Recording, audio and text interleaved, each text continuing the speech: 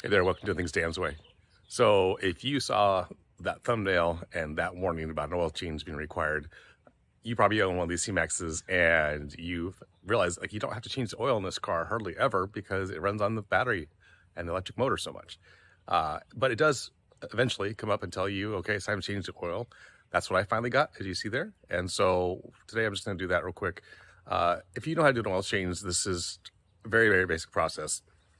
On this car, the only real differences are, one, it has a whole bottom panel and the car sits so low to the ground, you do have to either run it up on ramps or jack up one side so you can get underneath there.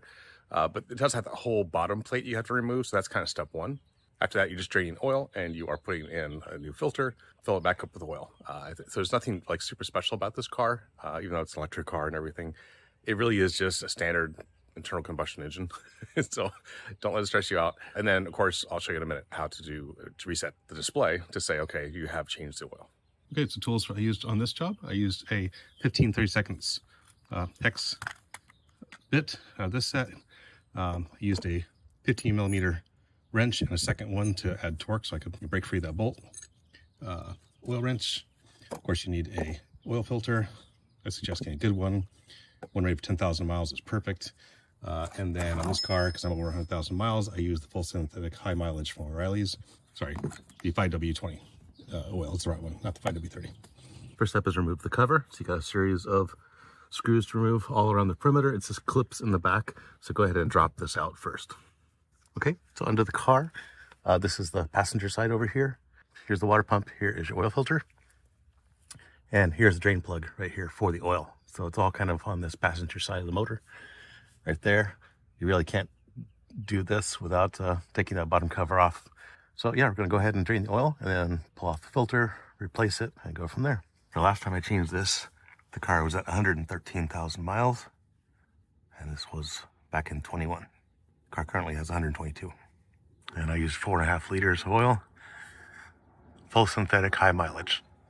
And I use the MicroGuard Select filter. Don't use the standard MicroGuard. It's really, really crappy filter.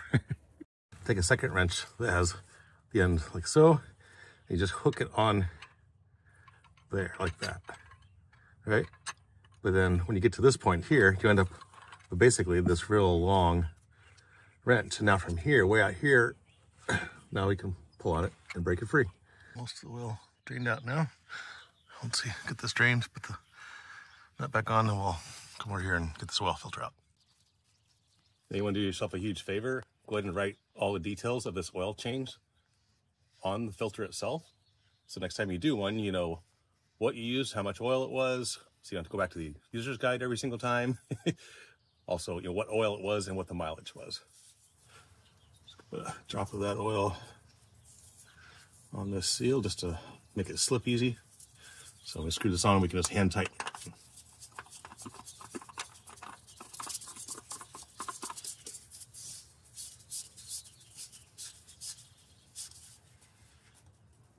That's it. And let's put the bottom back on.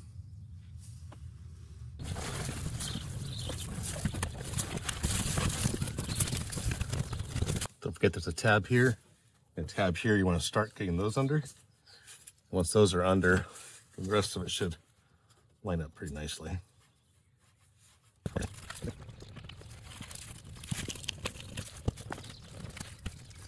Okay, so once they're all hand started, then you know the whole thing can float. You haven't tightened one and you couldn't get the other one to stretch just right. So just put them all in loose like this and then run around the whole perimeter and tighten them down.